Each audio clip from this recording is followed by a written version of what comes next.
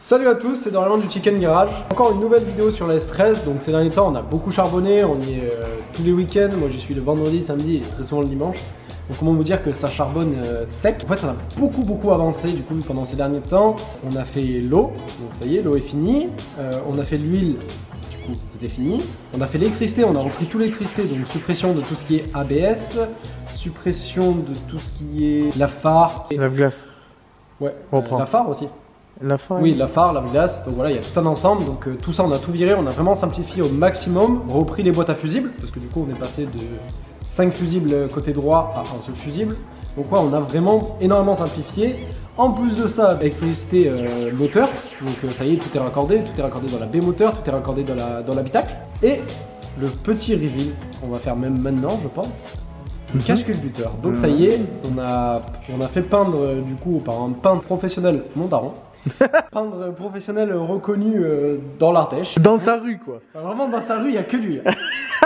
Cache culbuteur sans pain, admission sans pâte. Et là, vous allez voir la pépite.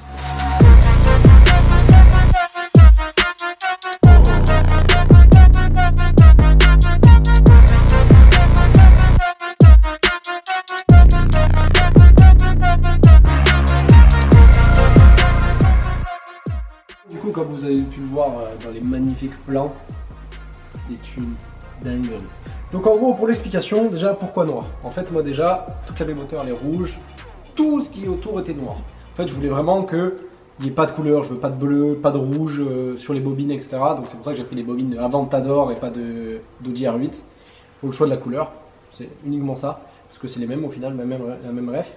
Pour la peinture, au début, je voulais faire une peinture granuleuse, donc la même que sur les cache-culbuteurs de Honda Civic EG ou sur les cache-culbutes de Ferrari. Voilà, très sympa, mais extrêmement cher à réaliser. Et pour le réaliser, il faut un four, etc. Donc, moi à l'époque, je l'avais fait sur ma Civic, ça n'avait pas du tout bien rendu. Et remettre 70 balles, 80 balles pour tout faire comme ça, je me suis dit ça sert à rien. Donc, je suis parti sur un noir mat, plus vernis mat, ça rend comme ça. Mais franchement, honnêtement, ça démonte. C'est vraiment pas déconnant. C'est ça. C'est ultra stylé. Donc en fait, les côtés positifs, c'est que vu que j'ai pas brossé, enfin si j'ai brossé, mais j'ai pas poncé, j'ai toujours cet effet rugueux. En fait, on le voit un peu partout. Attends, si je mets le focus, là on le voit, ouais. Il y a un vrai effet rugueux qui est intéressant. En plus de ça, j'ai collé donc mon logo ici, donc c'est de l'inox. J'ai juste collé, fait une platine en plastique pour le centrer, mis un coup de ponceuse. Donc propre, donc je l'ai pas fait chromer parce que je trouvais ça moins joli et vu que j'allais avoir un vernis mat, ça allait pas rendre brillant. Donc en fait j'ai juste mis un coup de brosse, donc c'est pas parfait, mais je suis pas au niveau d'un chocard, j'ai pas emmené chez un préparateur, etc. Ici on fait tout avec notre budget et surtout à la main parce que ça fait plaisir de pouvoir faire ça nous-mêmes. Imaginez la pression quand mon père a mis déjà 2 couches de peinture noire et qu'il a fallu brosser ici sans même pas toucher ailleurs parce qu'il faut tout recommencer. Ça rend vraiment extrêmement bien. Pareil, cache-culbuteur, du coup avec mes 2 raccords AN soudés. Je filme pas ici parce que là c'est dégueulasse, j'ai pas mis de veste. Je filme pas, ça n'existe. Personne ne le voit à part toi et moi. Pour l'eau, à la base j'étais parti sur l'aluminium. Sauf que je sais pas pourquoi. Encore une idée pas très maligne, donc j'ai pas réfléchi avec 100% de mon cerveau, seulement avec 1%. Je pense que j'ai réfléchi avec mes pieds, tu vois. Ça arrive, hein. Et si, vu que je fais une commande sur AliExpress, est-ce que je commande pas du aluminium aussi en passant? Du tube? Oui, bah vraiment, c'était la meilleure idée. Mauvaise idée, insoudable. Enfin, je vais aller chercher, j'ai besoin de montrer pour expliquer. Tu l'as là? Voilà, elle gueule que ça. Donc en fait... Ça bouge pas? Attends, bouge pas. Waouh! C'est minable. Dites-vous que... Alors, je suis pas un excellent soudeur, je sais souder, je sais me débrouiller, je sais qu'il y a des moments où je peux y arriver.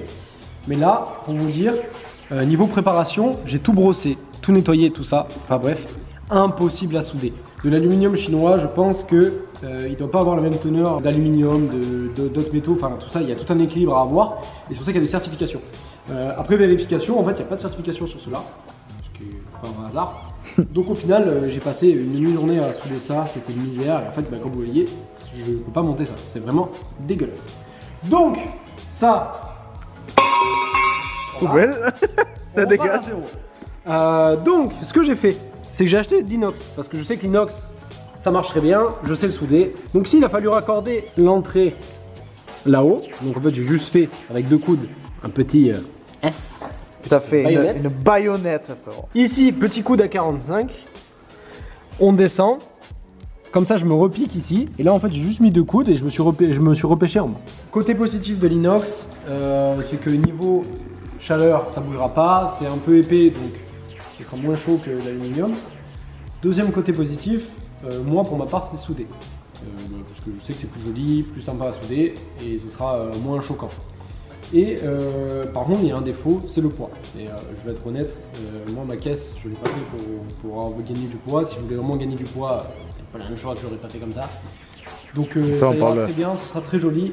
De 2 tuyaux en inox pour l'eau, là, on parle pas de... Ah oui, non, mais carrément, mais il y en a certains qui auraient peut-être forcé l'aluminium. Mais bon, au final, en inox, ce sera très joli, très sympa. En plus, cet effet un peu chromé, une fois bien soudé, ce sera nickel. Perfecto. Parle vite fait de ça. L'explication de cette magnifique soudure alu. Qu'est-ce qui s'est passé sur Riku? Bah, ce qui s'est passé, c'est que le bouchon Mishimoto, eh ben, il passait pas avec le capot. Ah, c'est ça. On revient toujours sur le même choix. Radiateur d'IS200. Pour la simple et bonne raison que j'ai vu monter des spals d'IS200 parce que je les avais payé 15 pelles. Et qui marchait très bien sur S200 et qu'après j'avais pas réfléchi. Donc en gros j'ai commandé un Radia d'IS200 qui ne rentre pas dans ma S13, donc j'ai découpé les longerons, j'ai tout modifié et après le bouchon ne passait pas ici. Donc j'ai supprimé le bouchon, tout redéporté sur mon vase d'expansion pour au final en arriver à la conclusion que ça passait toujours pas. Donc voilà, donc en fait il y a eu plein de modifs vraiment très complexes. Tout ça pour finir sur ça quoi. Voilà, j'ai un radiateur grand format pour S13 et je sais que ça ne chauffera pas. Enfin, là, ça chauffe, c'est qu'il y a un problème. Si ça chauffe, il y a un jaune culasse. C'est fini. J'abandonne, je remets un CA18, ça marchait très bien avant. Et donc voilà, donc niveau électricité, toutes les prises sont raccordées. Voilà, donc ça c'est côté bobinaire 8, avant Tador parce qu'il faut bien se sucer un peu le trognon. Hein. Ici, mes injecteurs Bosch. Et alors, on va parler de ces injecteurs, je pense. C'est peut-être le moment d'en parler. Tu peux. Regardez ce que j'avais reçu. Des magnifiques petits injecteurs. Des 390cc de chez Bosch. Donc en fait, c'est des injecteurs, le même format que ceux sur les M3, M5 en V8, en S65. Et les mêmes sur les V10 en fait. Ouais, même sur les M50 et tout, c'est voilà, pareil. M50, c'est voilà. Donc c'est ce format-là avec nylon. Donc on a eu un partenariat avec Speeding, une entreprise suédoise. Donc en gros, ils nous ont fourni les injecteurs et ils nous les ont passés en Flowbatched. Donc en gros, en fait, on a commandé 8 injecteurs. Ici, une petite feuille en plus qui nous est livrée. Et comme vous pouvez le voir, en fait, les 8 injecteurs sont tous testés. Donc avec une inductance précise. Une impédance exactement même, parce que l'inductance en anglais. Et le static flow qui est tous à 372 cc. Donc c'est du 392 cc sur le papier. Sur le papier, et en fait ça sort 372. À 3 bars. À 3 bars. Explique vite fait l'importance du Flowbatched et que Speeding nous propose. Alors, pourquoi on a pris du Flowbatched? Il faut savoir que chez Bosch, quand on achète un injecteur, il y a une tolérance de 5%. Donc en fait, vous pouvez avoir peut-être 370 et 374. C'est pas 5%, mais voilà l'idée. Speeding, eux, c'est d'en acheter beaucoup, donc peut-être 50 par 100, de tous les tester, d'avoir un tableau avec chaque fois la référence et exactement combien ils sortent, et de vous envoyer 5, 6, 7, 8 des mêmes, selon le nombre que vous en prenez. Donc nous, on a reçu nos 8 injecteurs avec la même fréquence. Donc ici, vous recevez un petit papier, voilà, Speeding. Et ici, en fait, vous pouvez voir votre CC par minute. C'est ça. Donc voilà, votre CC par minute. Testé à 3 bars. Testé à 3 bars. Donc là, ce sont tous les mêmes. Nous, on a fait le test sur la Nexus bleue là-bas. On avait entre 20 et 25% de différence entre certains injecteurs, ce qui est stratosphérique. Je pense que c'est la raison de nos trous à l'accélération. En fait, quand on était en pleine charge, on avait un souci où en fait, on avait des petits trous. Et on pense que ça vient de là parce qu'il doit y avoir des cylindres qui sont trop riches et d'autres qui sont trop pauvres. Ok, donc là je suis sur la phase de montage des injecteurs. Il faut savoir quelque chose, en fait, c'est que les japonaises, elles ont ici en sortie, c'est du EV11. Donc en fait, c'est du diamètre 11. Et donc, il faut des jointorés qui est un injecteur adapté. Nous, ce qu'on a reçu, c'est du EV14. Donc en gros, ça ne rentre juste pas. Ce qu'on a fait, c'est qu'on a commandé des adaptateurs sur AliExpress. Alors pourquoi avoir commandé sur AliExpress et pas ailleurs? C'est parce qu'en fait, c'est juste de l'usinage, on va pas se mentir. C'est de l'aluminium usiné Donc en fait il nous fallait 8 adaptateurs. Ceux qu'on a reçus, donc on a testé, hein, on en a eu pour 30 € et on en a eu pour Lilian et moi. J'ai à peu près 15 balles les 8. Et faut savoir que ceux-là, j'ai revérifié les cotes et ils sont vraiment pas mal adaptés. Cet adaptateur, donc celui-ci rentre à l'intérieur. Donc ici, il rentre nickel. Et à celui-ci, on y monte donc au cul. Voilà. Et hop, lui, il rentre. Et en fait, une fois plaqué à ce niveau-là, vous avez votre injecteur monté étanche. C'est intéressant à savoir si vous voulez monter des injecteurs de V14 sur japonaise. Donc je sais que Toyota, très souvent, c'est des EV11. Voilà. Donc là, je vais juste tout préparer le montage et on verra pour la suite.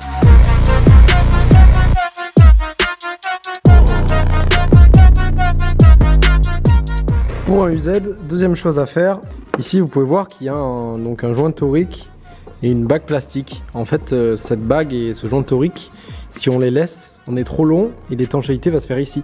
Donc en gros, il faut virer le joint torique et virer cette petite bague. On a juste une petite clé de 11.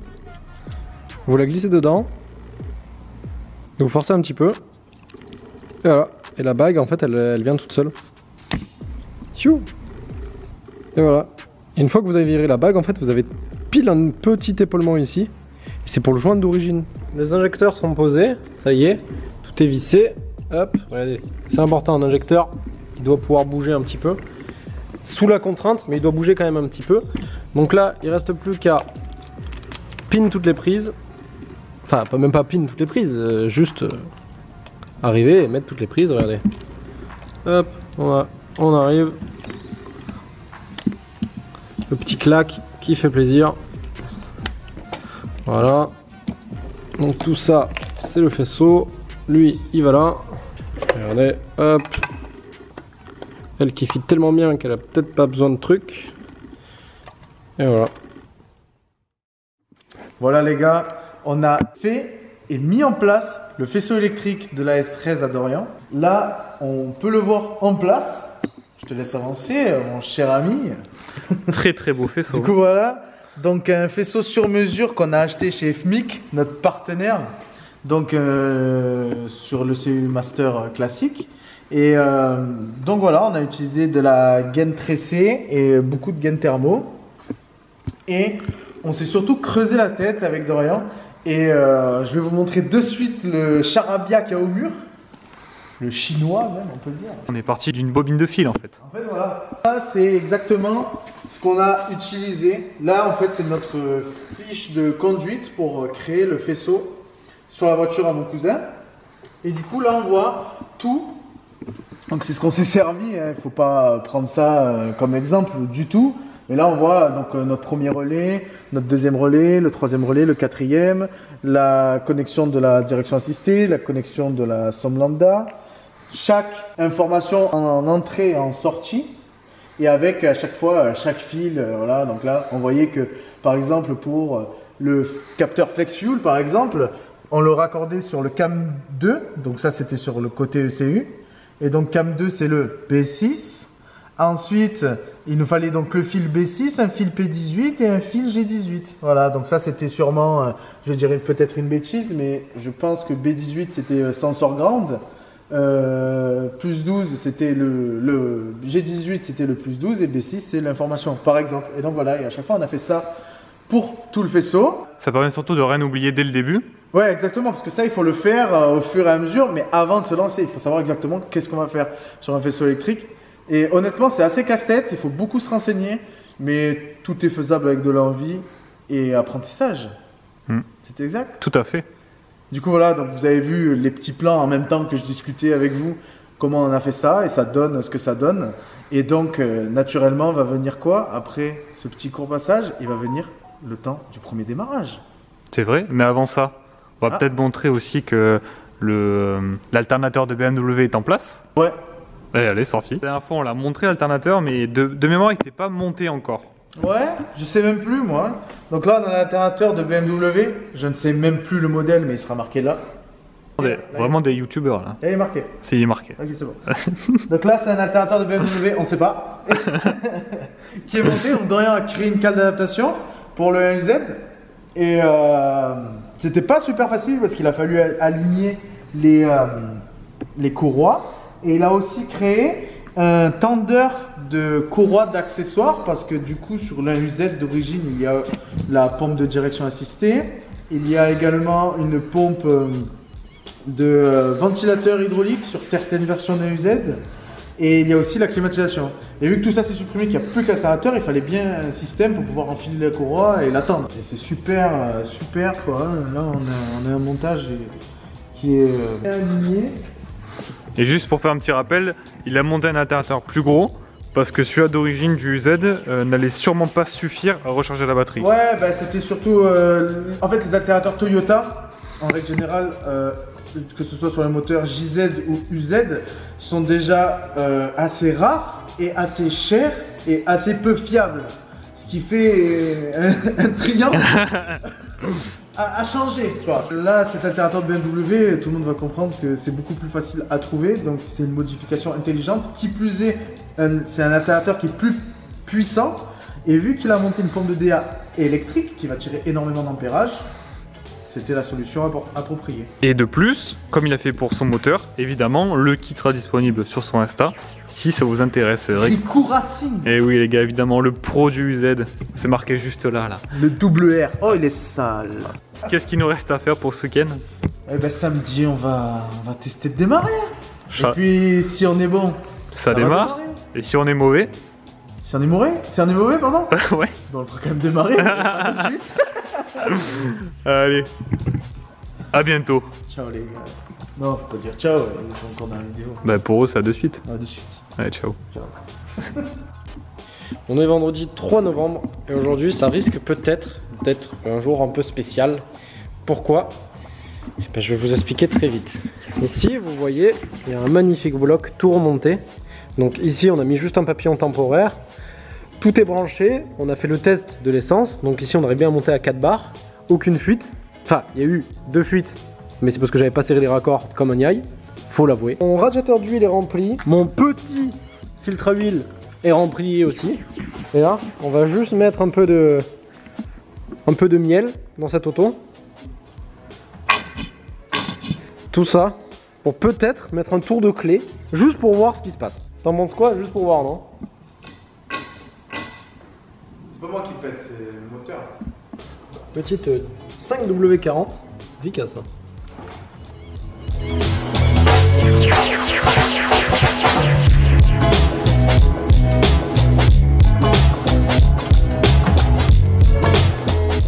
Bon, à ce qui paraît, on va peut-être essayer de mettre un tour de clé pour voir si le moteur tourne. Tu vas faire, tu vas régler le capteur. Oui, calcul. Actuellement, il est à 1,4, tu vois, parce qu'il est à 0. Prêt? Essaye d'y mettre des tours de clé pour voir.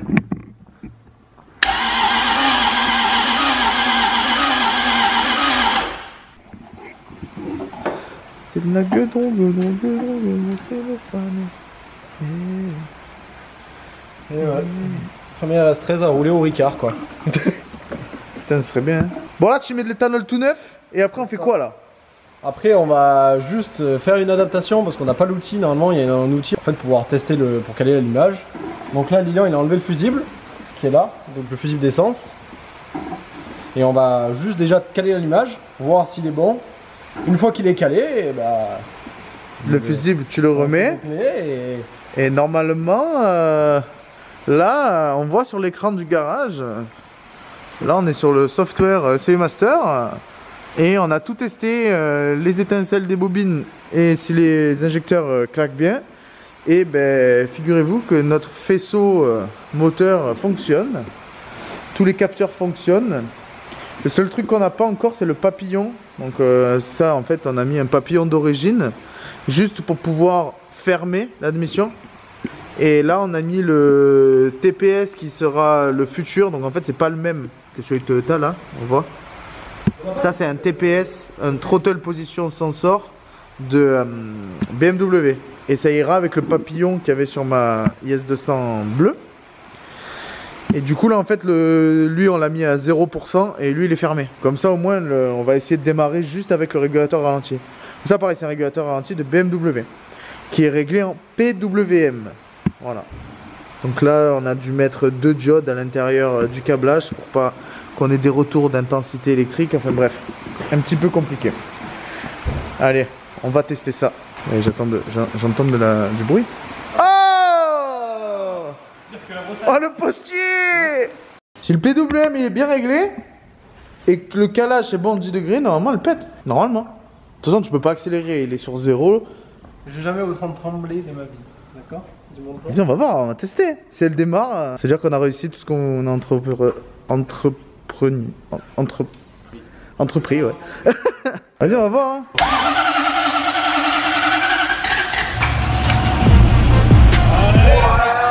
Oh, c'est une dingue!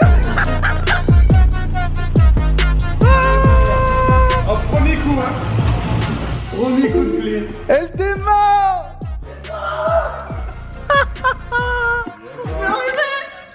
On a réussi, cousin. Putain, c'est trop bien. Oh, c'est une dinguerie. Ah, je suis trop content. Elle démarre. C'est une dinguerie, frérot. Allez, soit du Z. T'es de la seule de France. 3 ans. On avait le mec, le bloc, il est dedans, l'essence, rien, ça fuit pas. 3 ans qu'on est dessus. Mais wesh. Démarrer direct. Par contre, je tiens à dire, ça vibre pas. Attendez, dis-moi, Attendez.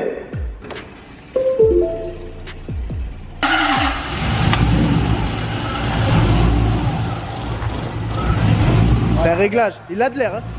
Mais il faut le régler.